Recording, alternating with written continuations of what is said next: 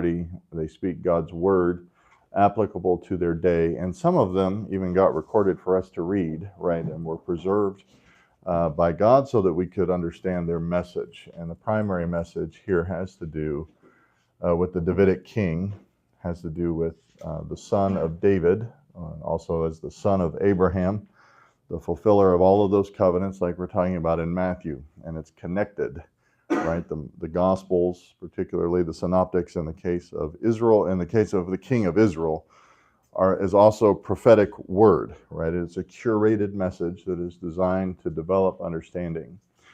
And that is, in this case, how important the Davidic king is to the nation of Israel and what the consequences are for rejecting the Davidic king. Also, the certainty of the fulfillment of those unconditional covenants, right? Even as bad as people get. I had somebody tell me recently that I was teaching trickle-down blessings. He was trying to make me sound like I was interpreting the Bible according to Reaganomics. Anybody? Half of y'all will know what Reaganomics are, trickle-down economics, and half of you have no idea who Ronald Reagan is. Now, Ronald Reagan was one of the finest presidents in my childhood, but he was a humorous man all the time. He was probably, I would say, even more effective than our current president in a lot of ways, leadership-wise, but he never made, people didn't feel pain when he convinced them of something most of the time. He was just that good. He was an actor in Hollywood. You can watch his Western movies, and he wasn't very good. But when he got elected as governor and he got elected to political offices, somebody asked, we don't think that an actor should be the president. And he said, I don't think you can be the president without being an actor, which I think is true, right? That's what he said. Anyway, he had a trickle down economics, Reaganomics. So I was teaching this, that it was, we only get the leftovers, right? It was after that sermon on the puppies eating the crumbs under the table. And in a sense, that is true. That is true, that the kingdoms of the earth are to be blessed through the Abrahamic covenant.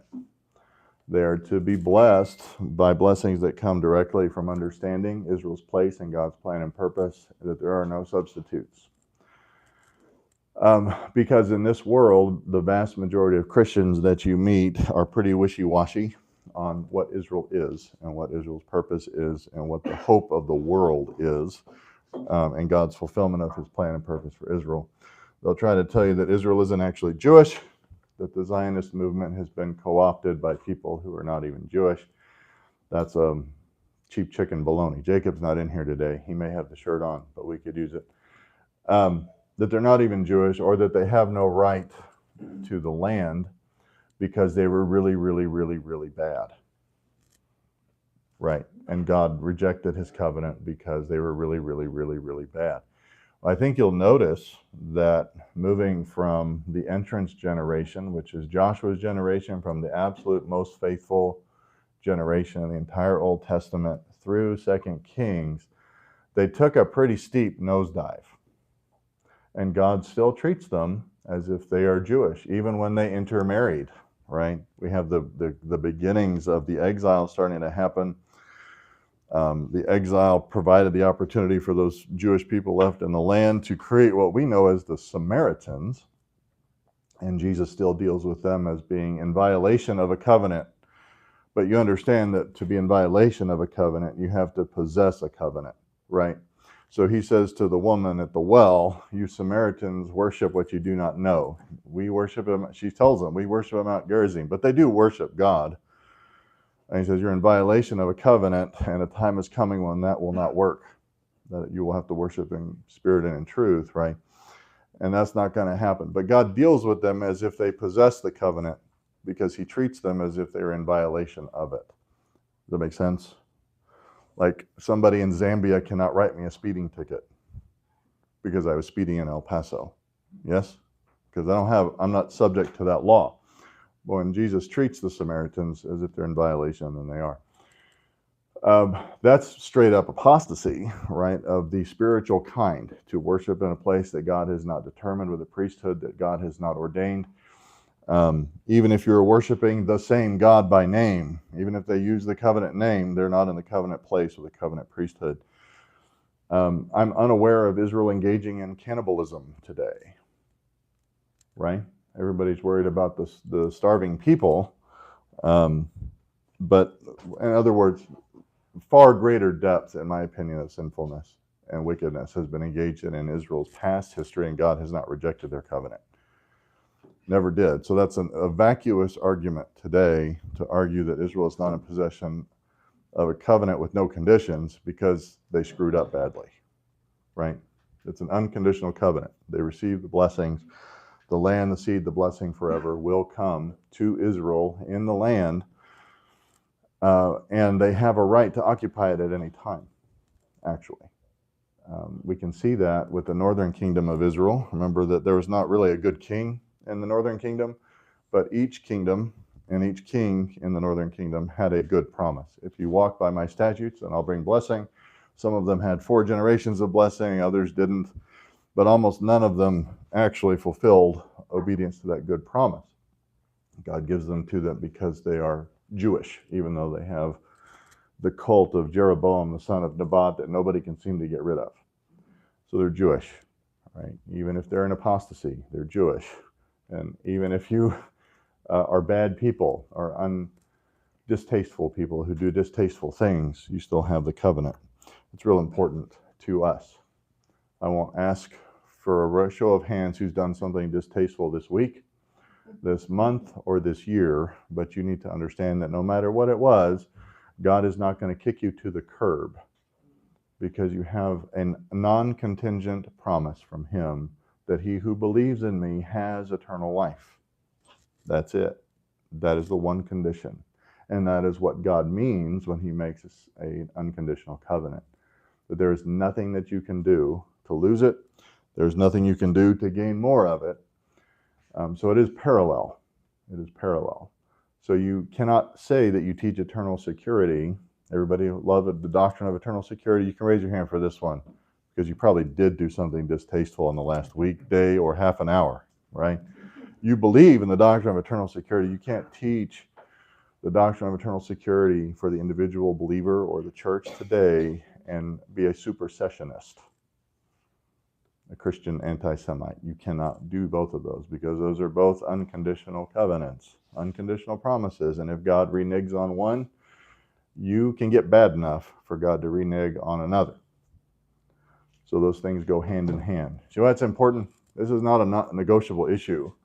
We did not supersede Israel. We are not the new Israel. We are not under that covenant. We are not getting those blessings. And it's very, very important because the doctrinal system that we love is connected in continuity going all the way back to the former prophets. Anyway, any questions, comments, accusations of heresy there? You're not a Christian anti-Semite, probably, if you're in this room, because you would have left by now, right? Okay, so here we go.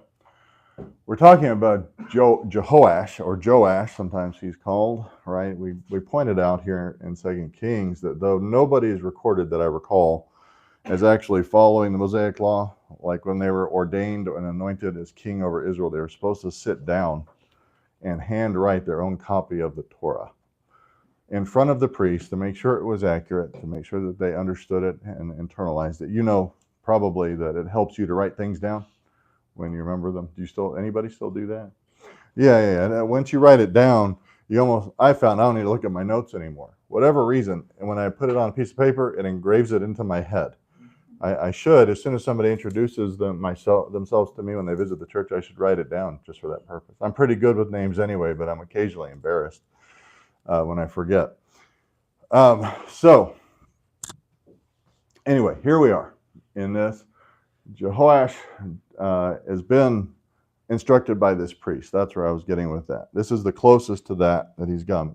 The scripture teaches us that as long as Jehoiada, the priest, was instructing him, he walked with the Lord and did what was right. So that's as close as I think we've gotten to a Davidic king that has subjected himself to the spiritual oversight of a priest over an extended period of time, which is important. But it's not perfect, right? So we have damages done, right? That's what the chapter 12 is about. Jehoash said, collect some money. collect some money from your friends, collect some money from anybody's heart. It's a free will offering. Let the priest be in charge of taking it, which turns out to be a bad idea because in the 23rd year of King Jehoash, the priest had not repaired the damages of the house. We have had building projects like this in the local church a lot of times, right, Ernie? we hand people money, and this is a number of years ago now. You're sitting in a building that had something similar happen. There's somebody that was supposed to be in charge of rebuilding it or fixing it or whatever, ran off with the money, and I think a nursery worker. Was that true, Ernie? Was that accurate? There was a nursery worker involved here, wasn't there?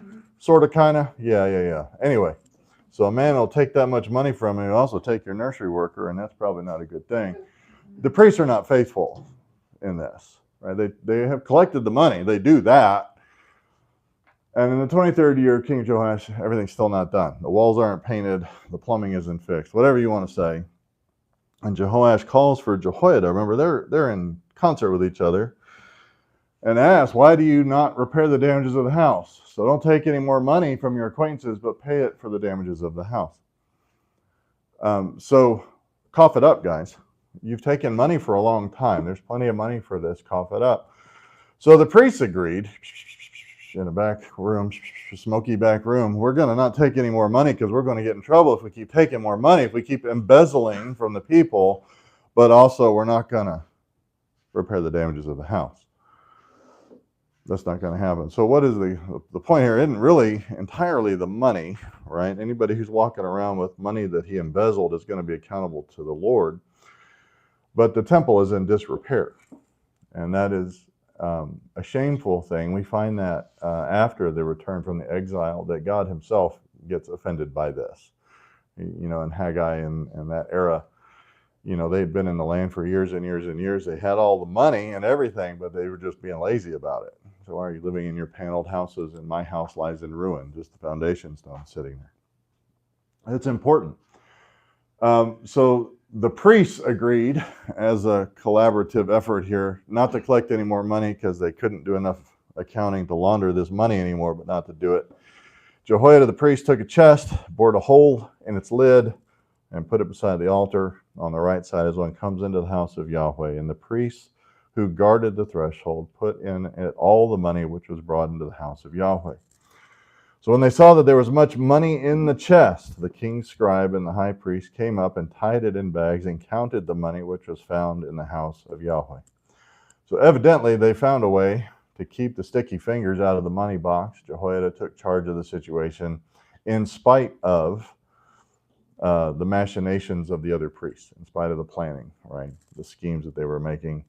They gave the money which was weighed out into the hands of those who did the work, who had oversight of the house of Yahweh, and they paid it out to the carpenters and the builders who worked on the house of Yahweh, to the masons and the stone cutters, and for buying timber and hewn stone to repair the damages to the house of Yahweh, and for all that was laid out for the house to repair it. But there was not made for the house of Yahweh silver cups, snuffers.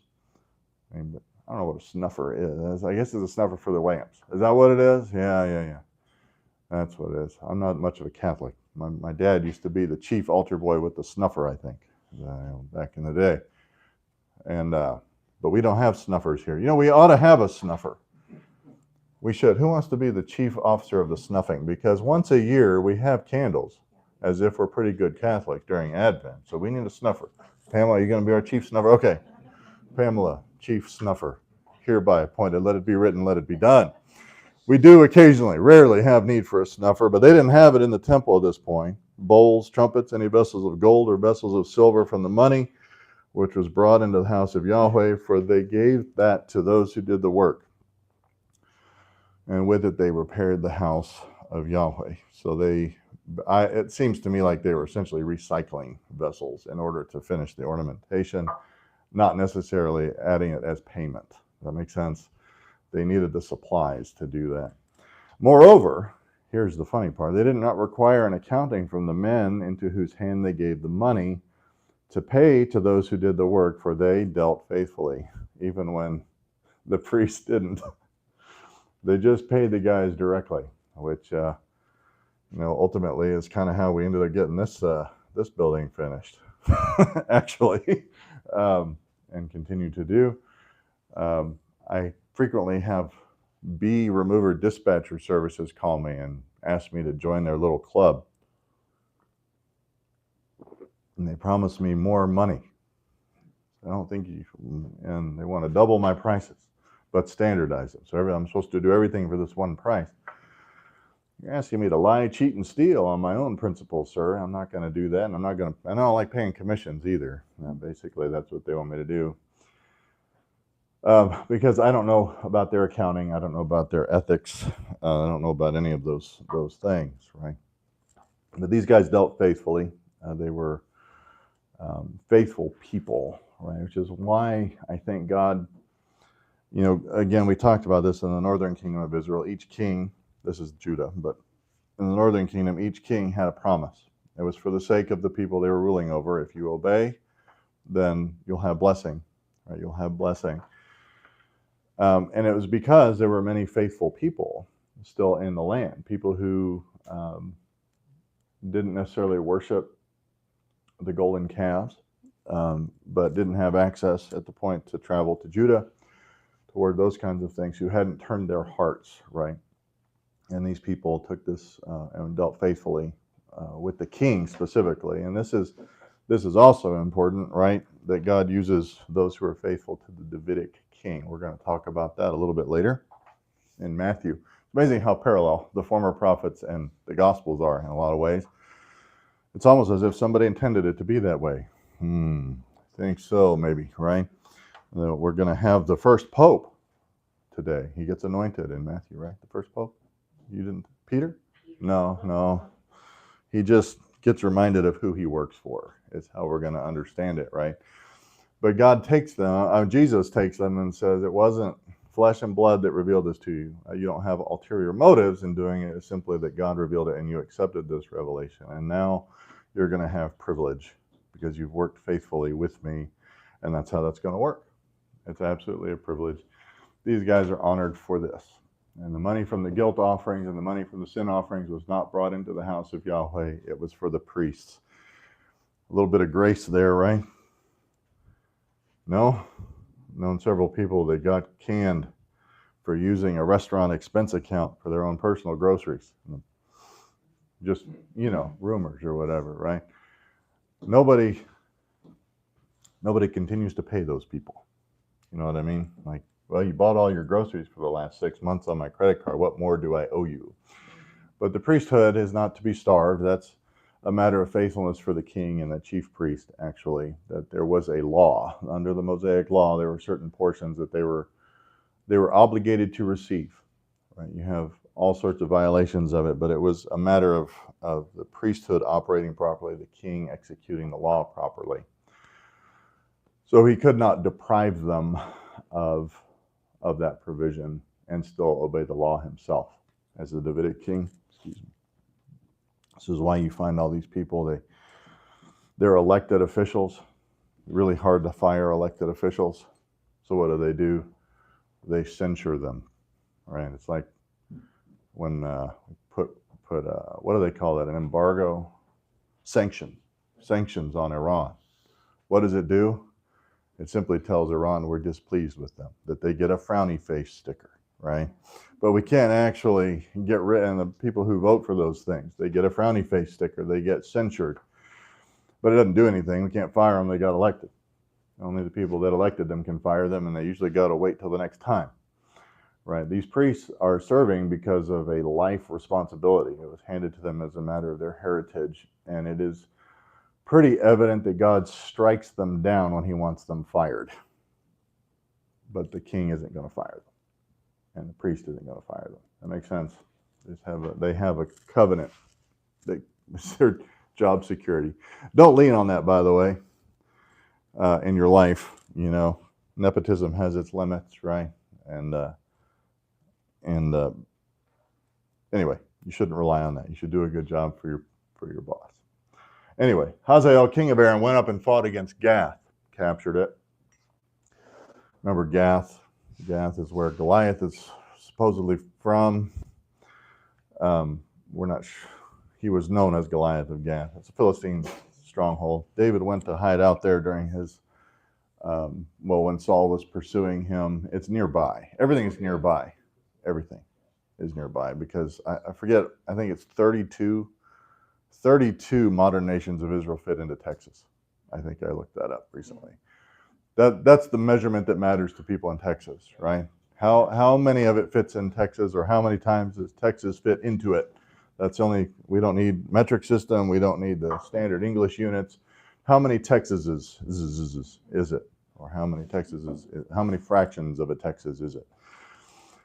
Everything's close by, so this is a danger to go up to Jerusalem. Jehoash, king of Judah, took all the sacred things that Jehoshaphat, Jehoram, and Ahaziah, his fathers, kings of Judah, had dedicated, and his own sacred things, and all the gold that was found among the treasuries of the house of Yahweh and of the king's house, and sent them to Hazael, king of Aram. And then he went away from Jerusalem. They successfully bought him off. But the temple's looking a little sparse at this point. Doesn't have all the goodies in it. But you remember that I think it was the shields in the palace that David put up, and his descendant replaced them with, was it bronze or were they even wood? I think they were bronze. They replaced the gold shields that got made off with bronze ones.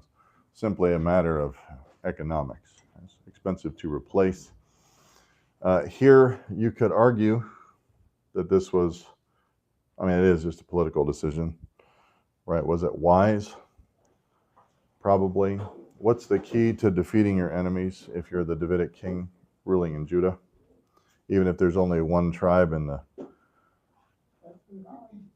Well, trust in God, but also what is the key to success against your enemies, right?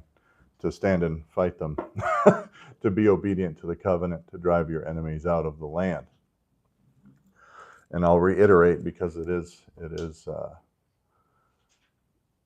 applicable in our time, right? That Israel, there is no political power that Jews have in Israel unless God gives it to them. So I don't have to say that the modern nation is going to transition seamlessly into the monarchy at some point in the future. I don't have to guess at all these prophetic things. I can simply acknowledge that when God wants Jews to be in charge of Israel, he puts them in charge of Israel. And so they have a right to rule there. They have a right to be there. If God brings the modern nation of Israel down and decides to cycle it through again, then that's God's prerogative, right? But the Jews have a right to reside there in peace and safety, adhering to the law, particularly, and they had it back then. So it may not have been the best thing for him to do, to pillage everything out of the temple. God sometimes does honor the best that we can do. Does that sound terribly mediocre? God, you all right there, Tato? Tato took one right on the eyebrow yesterday. These weren't even the mean bees.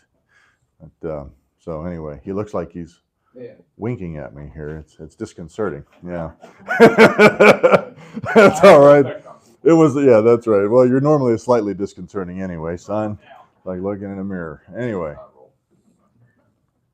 So does God honor sometimes our, we've talked about that. Why does it Jacob that made the goats breed in front of the sticks? One of my favorite examples. Why in the world did stripy goats come out of that situation?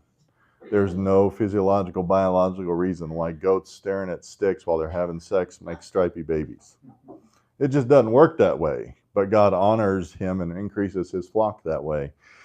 All sorts of strange things where people are not doing necessarily what God's best is, but they are doing the best they can, and God is gracious upon it. The furnishings in the Temple Mount were not more important than the people, right? The furnishings are not more important. They can be replaced, they can be redone, but the people were preserved through this king's actions, and he is decidedly described as having done right all during his reign, except the high places were still there. And there was still Asherah being worshipped and those kinds of things, but largely was a good king doing what was right. So, whether it was the best or not, God honored it. That's comforting, isn't it? No? Yes? In the original Declaration of Independence, Thomas Jefferson had a big long diatribe against the slave trade. Did y'all know that? It got axed for political reasons. But did God honor the intent of the Declaration of Independence? Did God honor that in building the United States as what we would, maybe some of y'all will know the term client nation, as a nation for his particular purpose? Did he allow us to create something unique here to be a blessing, I think, particularly to Israel as an ally? All sorts of reasons we can say for that. Yes, he did. Thomas Jefferson tried to make the best document he possibly could, and it was a righteous thing to put in there, wasn't it? Right? It was a righteous thing to end at least that most modern form of the slave trade, legalized versions of it. Most people get real fussy about the Bible's regulation of slavery rather than denouncing slavery. The closest you get is Paul says, if you can be free, if you're a slave and you can be free, but otherwise, chill, don't worry about it. This isn't your home. This isn't your destiny. That's the closest that the Bible gets to declaring slavery to be a negative. But I think we can agree that treating people poorly, y'all know the difference. The difference is nobody ever said in the ancient world that the slaves weren't human. They were always human. They just thought it was okay to own humans because they've been doing it for millennia. They didn't dehumanize them. They were able to achieve a high status in the culture. They were able to be highly educated and that sort of thing. What we did in the North Atlantic, what we call the North Atlantic slave trade, which is the southern plantation slave trade,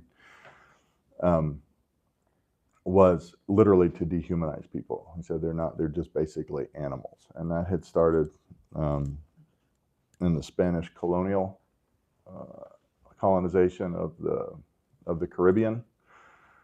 There are almost no native people in the Caribbean as a result. That's why when you see somebody from Jamaica, they often look like they're from Africa. It's because they were. They were. All of the diseases and everything pillaged everybody there. So the Bible, I think, would draw the line at dehumanizing someone in order to have them as a slave. Does that make some sense? Right. That's the line. So I can object to the North Atlantic slave trade and still allow the Bible to say what it says, to regulate what it is. Anyway, if you think the federal government doesn't consider you a slave, you're right. They basically consider you just a battery. You're not even a slave. You're basically just a battery, kind of like the Matrix, you know. Y'all remember the Matrix? When you see what you see, they just got you plugged in and you're just a big fat battery. You know. Anyway, so that's a side note, right? The rest of the Acts of Joash is in our favorite book. We don't even have to read this book. The rest of all and all that he did, are they not written in the book of the Chronicles of the Kings of Judah? Don't have that one. His servants arose, made a conspiracy, and struck down Joash at the house of Millo as he was going down to Silla, not Sia, right? Different space. You're sitting in a Sia, right? But that's not a location in the ancient Near East. No allegorical interpretations allowed. They didn't just go sit down. For Josachar, the son of Shimeath, and Jehozabad, the son of Shomer, his servants, struck him, and he died, and they buried him with his fathers in the city of David, and Amaziah, his son, became king in his place. So I don't remember who we're talking to. Maybe it's you, Karen, I'm not sure. But there's a messianic theme there, isn't there? The Davidic king being struck down by his servants. This is the king of Judah, the anointed king of Judah, who ruled in a subjective way. He was a righteous ruler, wasn't he? He wasn't Jesus. He's not the Messiah. He's not the fulfillment of the covenant. But people don't even tolerate a righteous king in the promised land. Didn't Joash kill the son of the priest? Oh, did we? Back in 2 Chronicles? You're probably right. We haven't taught through 2 Chronicles. But yeah, there's some bad blood, certainly. But we can identify, right, that during his reign, the priests weren't exactly upstanding citizens. They robbed all this money, and there was never an accounting for it. So I have pointed out to you before, and I think this is valid, that the monarch was responsible for ridding the land of false worship. That was his executive function And so that's why there's all the qualifications. He did what was right in the sight of the Lord, except he left the high places. And it's always about the contamination of false idolatrous worship in the land.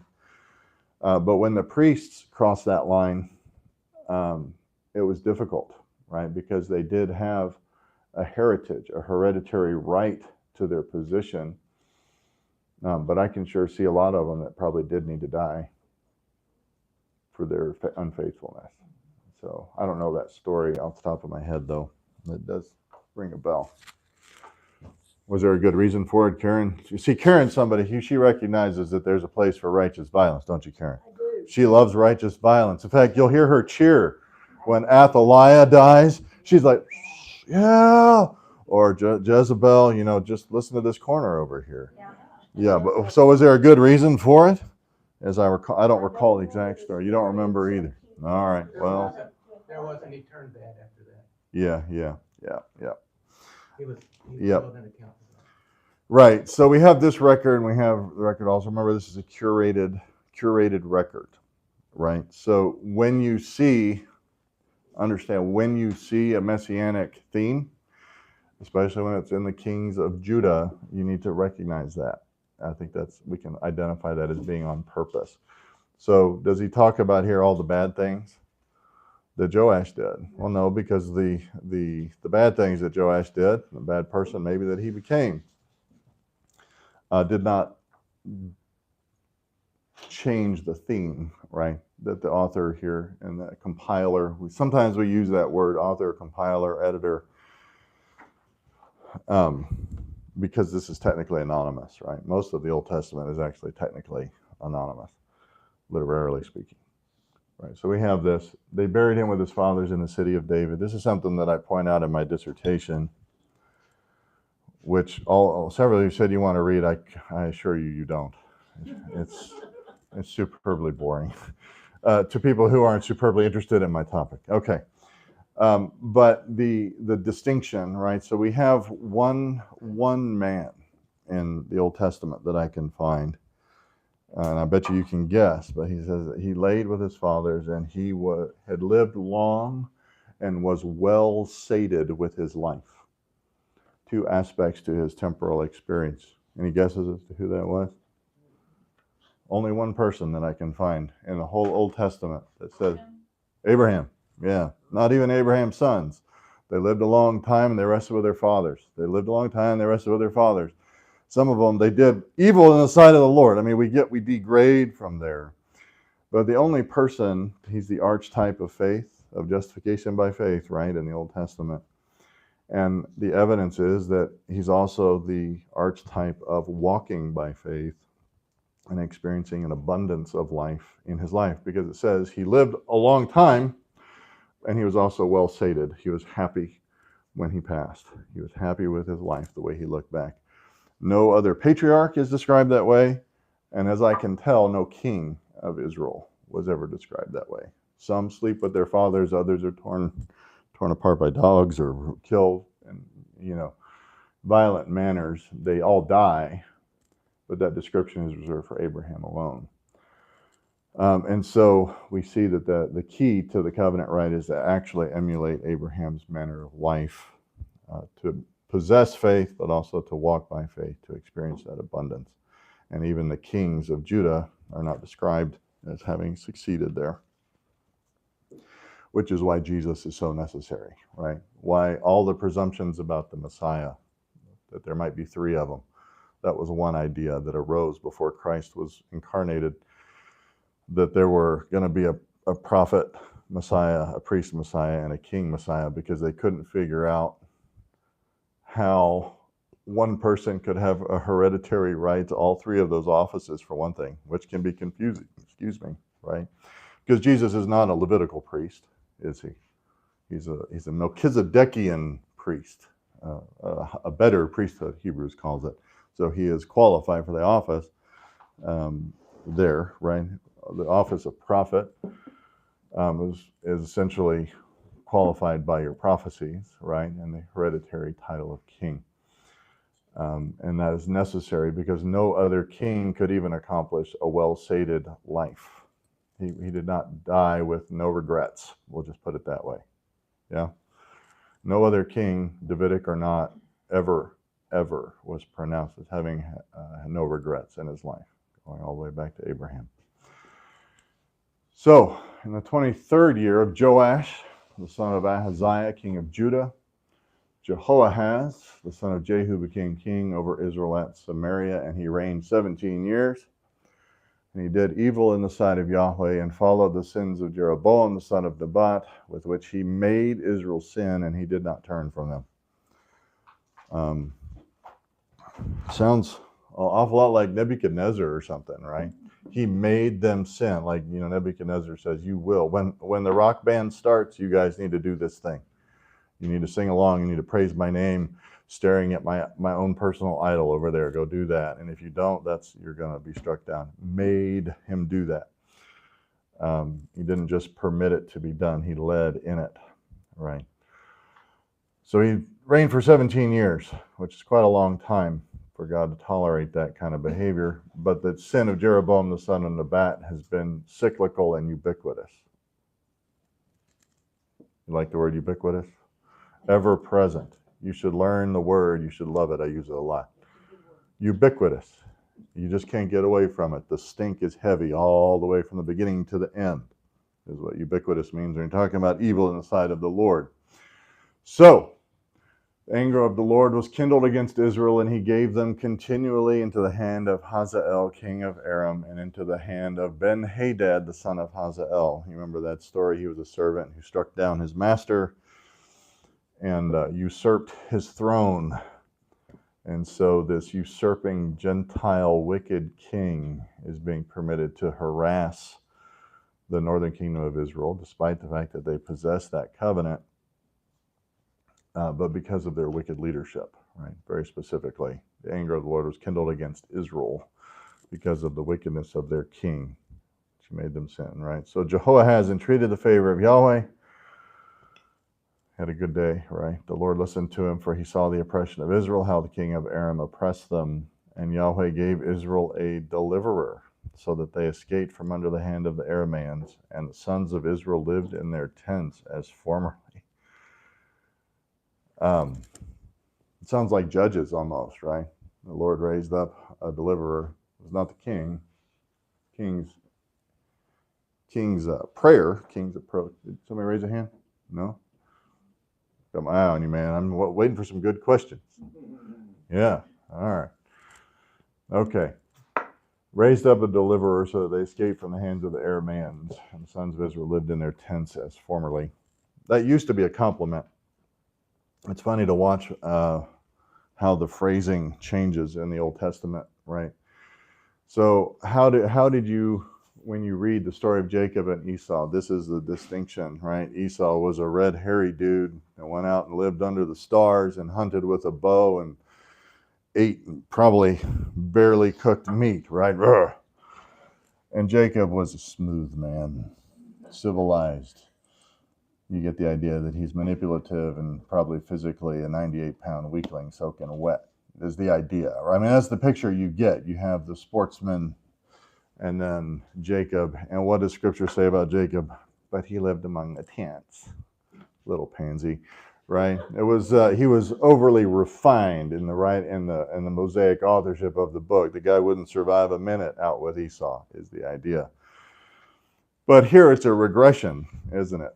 What was the promise of the Mosaic covenant? That they would go into the land and they were obedient. Where would they live?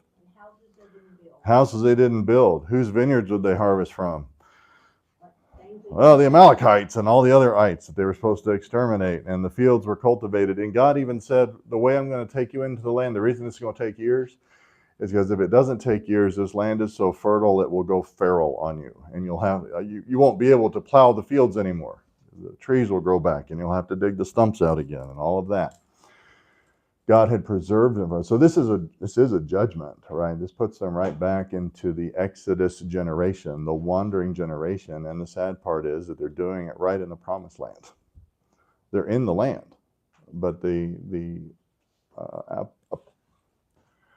Is apostatic a word? I'm coming upon a line here where I'm thinking I might be making up a new word.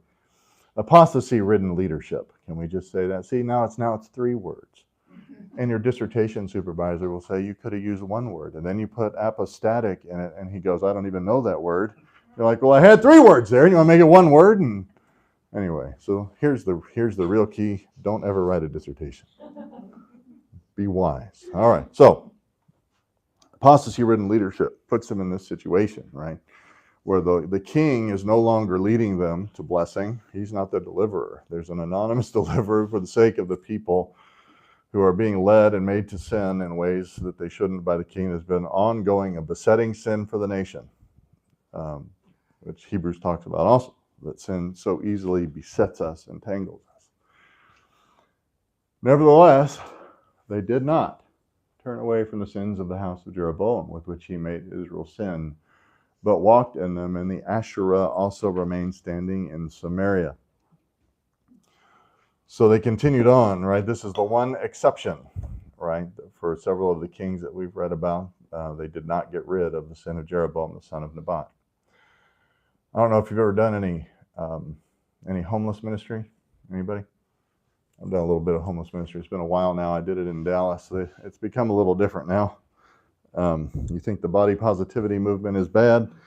The homeless positivity movement is worse. Actually, they're pretty aggressive and violent, to be quite frank, these days, in ways that they weren't. But you could see people. In fact, the guy that I worked with who'd been doing it for 20 years at first, you could tell who the new homeless people were and who the people who had been homeless for 20 years were. You could just look at them, because one's carrying a duffel bag and the other one has a water bottle with the top cut off of it. The new homeless people have 14 changes of clothes, a 3-gallon water bottle, and they look like they might be dressed for possibly a job interview. And the people who have been homeless for 20 years are much lighter than that. Can I just say, generally speaking, you can make this observation. But in talking to them, you can say, well, it sounds like you're doing pretty well. You're pretty strong. You don't have health problems. Why don't you change this decision, that decision, and this decision, and your life can get better? What do you mean? My life is good, right? Nacho Libre quote for you for the day. My life is good. And they don't see it, right? So these guys get downgraded from their homes that they didn't build, their fields that they didn't plant, their vineyards they didn't plant. They get their threshing floors taken away, their wine presses taken away, they're living in tents, become transients in their own land, and they refuse to make a few choices that would restore them from living in the tents that they had degraded to now at this point. But, well, we're at time. We're at time, guys. So we're going to stop there. But again, important to follow the differences in the language, right? Living in tents once was a civilized thing. It's a major downgrade from the Mosaic blessing that is promised in this category. And usually the thing that brings our downfall in our temporal life is something that is that is our fault. We say that. It's our fault, and it is resolvable by confessing our sin and repenting of it. Yeah? Simple lesson there. Any questions, comments, accusations of heresy? Good jokes? You got a good joke back there? Jeremiah, you got a good joke back there? No, none you want to share? I'm sure they're all appropriate, though. You just don't want to share them? Okay. All right. All right. Let's pray. Father, we thank you for this day. We thank you for your word. We do thank you for the messianic strategy, the seed expectation that is evident in this word. Father, we thank you for the intermediate lessons regarding